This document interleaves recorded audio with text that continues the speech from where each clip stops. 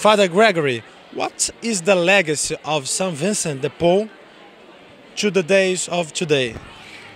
I would think that what we can best say about St. Vincent among us today is to be able to have hearts full of love, especially for those who are marginalized in our societies, people who need to know what love is about, whether they be persons coming from other countries, whether they be children, whether they be people who live in the streets, people that have no home to live in.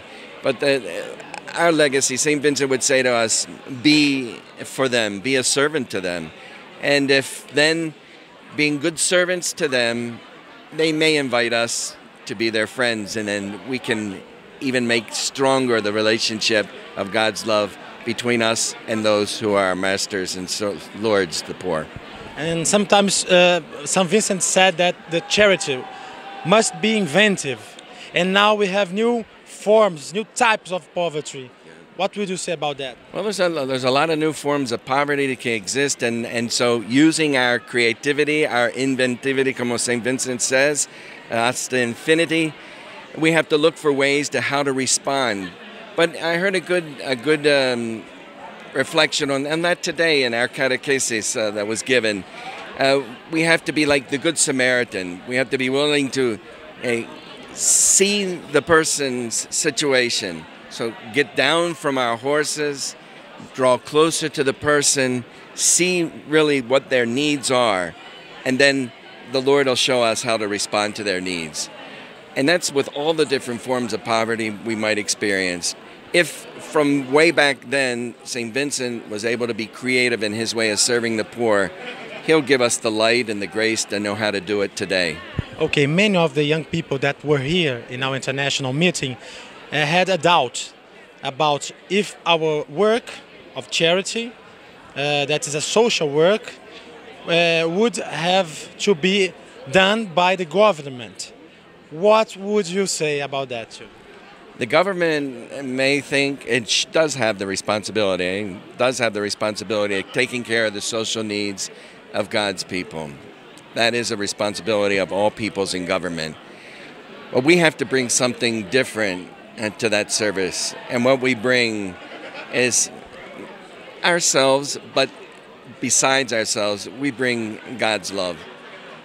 And there's no substitute for that.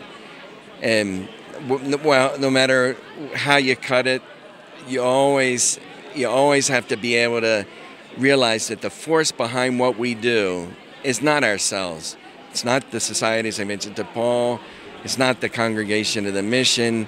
It's the grace of Jesus Christ working in and through our hearts to bring people God's love. And governments, for all they provide financially, socially, they'll never be able to really give what people love. A love that's not only effective, but as St. Vincent says, a love that's affective. That's our vocation. It's our vocation. That is our vocation. That's what we're called to do. And we get that deepened every time we find ourselves in the midst of those who are in situations of need. I think that's also one of the things that's the characteristic about us. Perhaps for the government, the poor might be considered numbers and the objects of their attention, which is good and fine. But for us as Vincentians, they're not objects for us. They're persons, they're subjects. And we have to be able to call them by name. And that's one of the beautiful things about many of our branches of the Vincentian family, and particularly the Society of St. Vincent de Paul, the home visits, because we make our presence to those in need a personal presence and a presence that shows the respect for them as God's children. Perfect. Despite of the languages, young people here could communicate.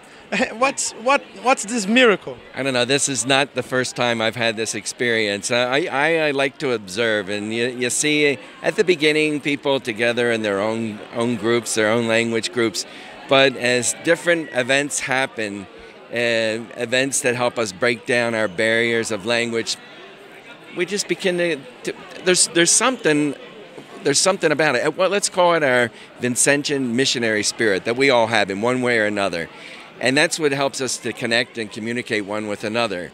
And there's other things that help too, like it's good to be in this environment of Brazil where people are fun-loving, like to dance. And I've seen miracles happen when just 2 people come together, 3 people come together, 4 people come together and begin to dance a samba or something like that. It's joy. And it's I would like to say something. Why we don't have a whole lot of people here from Europe. We're just 2 groups from Europe. Portugal, which is a very poor country in Europe, and Scotia. And for me, or Scotland in English, for me, it's a shame that others haven't come from Europe. They say it's because of the crisis. And we've talked about that among ourselves in these days, and I'm one who've lived in Latin America, and I said the people live from crisis to crisis, day in and day out, but they know how to deal with it. And then the Europeans sometimes say, but why are they so happy? Because people know the more important things in life. They get by with what they're able to receive for the fruits of their work. Sometimes it's in unjust situations, but I don't think people are going to let that get them down to the point where they can't live the joy that God has given us for being brothers and sisters. And the young people, they've caught that, and they share that amongst themselves here in a way that's incredible. Incredible. Okay, so you were suggesting that Europe could be a new land of mission. Well, that's what even the Holy Father, Pope Bento, was saying before he finished. I mean, he says he first wanted to do a synod just for Europe because he felt it was Europe that most needed the attention for enlivening in the faith. But then the rest of the cardinals and bishops of the church said, no, let's do a synod on new evangelization for all peoples. And for me, one of the beautiful things is Latin America has much to teach the church in general in terms about its presence, the church's presence in the world among the people. I mean, we have documents from the time of Vatican II, and almost every 10 years, we're trying to adapt the teachings of the church to the reality of the people in Latin America. And I participated in the Synod of Bishops in November when they talked about new evangelization. And one of the things was every time the bishops from Latin America spoke, they mentioned Aparecida because the last document came out of Aparecida. And one of the other bishops, he was being facetious, but he says, oh, what's all this about Aparecida? But it was the opportunity to say how a local church like Latin America has been able to make real the teachings of the church and insert it into the lives of the people, or take it from the lives of the people, better yet. So. Okay, so final question.